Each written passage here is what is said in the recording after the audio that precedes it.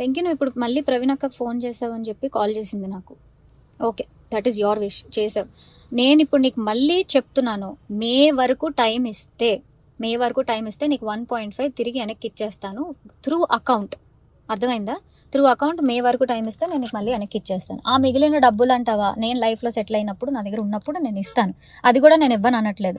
లేదు కుదరదు నాకు ఇదంతా అవ్వదు అంటే పెద్ద మనుషులకి నువ్వే ఫోన్ చేసావు కదా. నా జీవితంలో పెద్ద మనుషులు ప్రవీణ గారు మాత్రమే. సో ఆ ప్రవీణ అక్కకి వేణుస్వామిని పెడతావా లేకపోతే ఇంకెవరినైనా పెట్టుకుంటావా, నేను పిలుస్తాను, నువ్వు పిలుచుకో. ఓకే, నేను ఇంకా నీ ముఖం చూడాలనుకోవట్లేదు, ఈ విషయం గురించి మాట్లాడాలనుకోవట్లేదు. నాకు మే అనే ఒక టార్గెటే కనబడుతుంది. ఆ మే వరకు నేను నీకు డబ్బులు ఇవ్వాలి అంతే.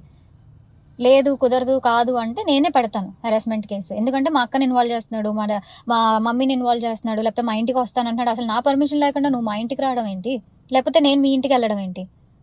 ఇంట్లో ఇన్వాల్వ్ చేసుకోకుండా నువ్వు నేను మాట్లాడాలి, నువ్వు నేను సాల్వ్ చేసుకోవాలి అంటే నా వైపు నుంచి ప్రవీణ్ అక్క వేణుస్వామి మధ్యలో కూర్చుంటారు. మే వరకు నేను ఆ డబ్బులు సెటిల్ చేస్తాను. అది